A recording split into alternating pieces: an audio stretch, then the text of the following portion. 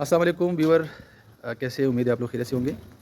Viewer, आप लोग के साथ मैं बेसमेंट के रिटर्निंग वाल के हवाले से और बेसमेंट की कुछ गलतियां हैं जो अक्सर होती है साइड पे, और बाद में जो है ना उसको कवर करना बहुत मुश्किल होता है।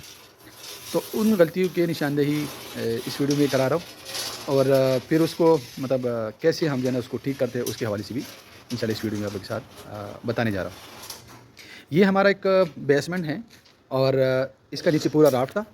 तो जब आप लोग बेसमेंट का राफ्ट बनाते हैं तो आप लोगों ने ख्याल करना है कि ज़ाहिर बात है कि जो राफ्ट है उसका कंक्रीट पहले होगा, और जो साथ में जो रिटेनिंग वाला आएगा उसका कंक्रीट बाद में होगा। तो आप लोगों ने वाटर स्टॉपर लाजिम इंस्टॉल करना है। जिस तरह ये वाटर स्टॉपर हमने इंस्टॉल किया, तो वाटर स्टॉपर आप लोगों ने इंस्टॉल करना है। इससे क्या फ़ायदा होगा कि यहाँ पर जो जॉइंट बनेगा, तो उस जॉइंट के अंदर जो है ज़ाहिर बात है अगर वाटर स्टॉपर नहीं लगाए तो पानी वहाँ से आएगा, तो वो पानी आना बंद हो जाएगा, यहाँ से पानी अंदर नहीं आएगा।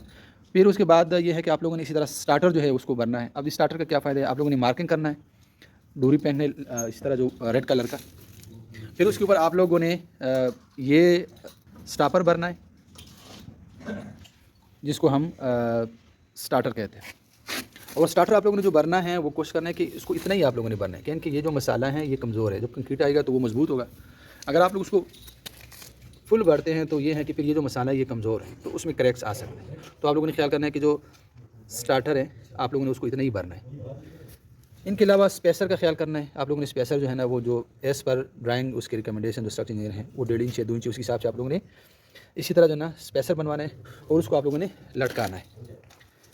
इनके अलावा ये है कि फिर स्पेसिंग का आप लोगों ने ख्याल करना है कि आप लोगों का जो स्पेसिंग है, जो वर्टिकल बार है वो बिल्कुल बराबर हो। अगर 7 इंच पे तो 7 इंच पे होना चाहिए, अगर 8 पे 8 पे होना चाहिए। फिर इसका जो डिस्ट्रीब्यूशन बार है वो भी उस हिसाब से होना चाहिए। और यहाँ पे जो मिस्टेक हुए हैं वो ये है कि ये जितने भी ओवरलैप हैं इन्होंने एक ही जगह पे दिए, तो ओवरलैप एक जगह पे नहीं होना चाहिए। अब मसलन यहाँ पे 2 सरी ओवरलैप हो रहे हैं, तो जो दूसरा सरी है ना यहाँ से जाएगा तो वो किसी और जगह पे ओवरलैप होगा। मसलन इस तरह की ये ओवरलैप है, तो यहाँ पे ये सीधा सरी यहाँ पे ओवरलैप नहीं है। फिर इस तरह ओवरलैप है, तो फिर ये दूसरा इन्होंने किया ना, इस तरह ओवरलैप नहीं होना चाहिए, आपका नहीं अल्टरनेट आना चाहिए। तो ये कोशिश करना है कि ये गलती ना हो। फिर इनके अलावा जो इसकी जो स्पेसिंग है, डिस्ट्रीब्यूशन और इसकी, अब ये देखें ना इसकी डिस्ट्रीब्यूशन बार की जो स्पेसिंग है ये और ये ज़्यादा है, ऊपर ये कम है, तो ये अभी हम दोबारा सही कर रहे हैं। तो ये ख्याल करें कि ये ना हो। इनके अलावा जो कॉलम है, अगर आपकी कोई रिटर्निंग वाल के अंदर कॉलम आ रहा है तो आप लोगों ने उसको बिल्कुल वर्टिकल रखना है, बिल्कुल उसको साल के साथ जो है ना सीधा करना है, बिल्कुल परपेंडिकुलर उसको लेके आना है, ताकि बाद में कोई इशू ना। अगर आपका कॉलम टेढ़ा हो और वो उसी तरह कंक्रीट के अंदर भर गया, तो बाद में जब आप साथ में जो दूसरा दीवार आप चलाएंगे ना, तो जो अगला कॉलम होगा और ये जो होगा ये एक उसमें सीक्वेंस में नहीं होंगे, तो ये फिर जो है ना बाद में बहुत परेशानी बनती है। तो ये आप लोगों ने ख्याल करना है। अब इस तरह ये है कि इसका स्पेसिंग हमने बिल्कुल बराबर की है, ये देखें। तो इसी तरह आप लोगों ने ख्याल करना है कि आप लोग की जो हॉरिजॉन्टल बार है वो बिल्कुल हॉरिजॉन्टल हो सही मानों में, और जो वर्टिकल है वो बिल्कुल वर्टिकल। और उसके लिए आप लोगों ने इस तरह मार्किंग करना है। ये देख, हर तीसरी चौथी सरिये पे आप लोगों ने मार्किंग करना है। इस तरह ये हमने मार्किंग की है, फिर ये हमने मार्किंग की है, इस तरह ये मार्किंग ये करके तो आप लोगों ने इसके साथ अपना जो है ना डिस्ट्रीब्यूशन बार जो है बांधना है। तो ये आप लोगों ने ख्याल करना है, उसी हिसाब से आप लोगों ने, और हो सके तो फिर आप लोग पहले SBR डाल लें, SBR डालने के बाद फिर आप लोग कंक्रीट कर लें, और इसमें वाटर प्रूफिंग एडमिक्सचर जो है ना आप लोग डाल दें अगर किसी प्लांट से आपका कंक्रीट आ रहा है, क्योंकि मैनुअली यहाँ पे जो है ना वो साइड पर अगर आप लोग मिक्सर से करते हैं, छोटे मिक्सर से, तो उससे नहीं होता। तो उससे क्या फ़ायदा होगा कि आप लोगों का जो बेसमेंट है वो बिल्कुल सेफ रहेगा, सीपेज से कहीं भी इंशाल्लाह उसका शिकायत नहीं आएगा। और अगर आप लोग ये गलती करेंगे तो फिर जो सीपेज है वो नहीं रुकेगा। अक्सर बेसमेंट के अंदर जो ना स्मेल होता है वो इसी वजह से होता है कि वो कहीं भी जॉइंट होता है, वहाँ से जो ना वो पानी आता है। लास्ट जो है वो ये है कि जो लोग कैंडे लगाते हैं, मसलन इस दीवार का जो हमारा थिकनेस है वो है 9 इंच का, तो लकड़ी की जो ना वो 9 इंच के टुकड़े काटते हैं, वो जो है शीटिंग वाली लगाते हैं, वो आप लोगों ने नहीं लगाना। आप लोगों ने लोहे के छोटे छोटे टुकड़े काटना है।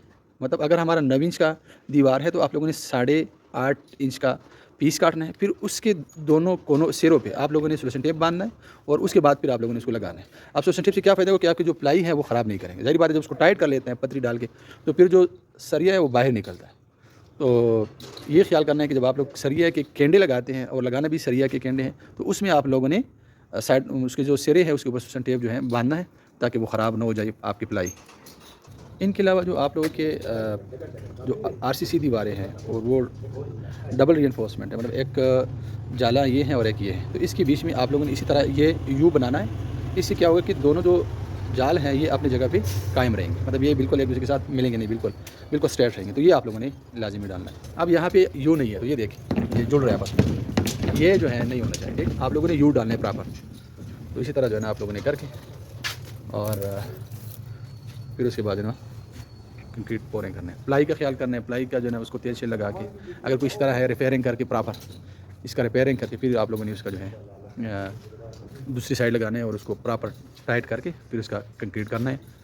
तोड़ा डाल के फिर वाइब्रेटर लगाना है, इस तरह पूरा इसी तरह घूम किसी तरह कोशिश करके 1 मीटर हो गया, उसको आप लोगों ने वाइब्रेटर लगा के फिर जब वो हो जाए तो फिर उससे क्या फ़ायदा होगा। एक तो ये है कि जो दीवार है उसके पटने का ख़तरा नहीं होगा, और दूसरा ये है कि उसको टाइम मिल जाएगा ना, थोड़ा सा वक्फा मिल जाएगा, तो फिर ये है कि वो अपनी जगह पे सेटल हो जाएगा और ज़्यादा टाइम भी नहीं देना, वरना उसमें जॉइंट आ जाएगा और उसका प्रेशर भी कम हो जाएगा। आप थोड़ा सा इस हिसाब से कर लेते हैं और वाइब्रेटर को भी तरीके से चलाने, ना बहुत ज़्यादा चलाने, वरना सेग्रीगेशन हो जाएगा, और ना कम, अगर कम चलाएंगे तो उसमें हनी कमिंग आएगा।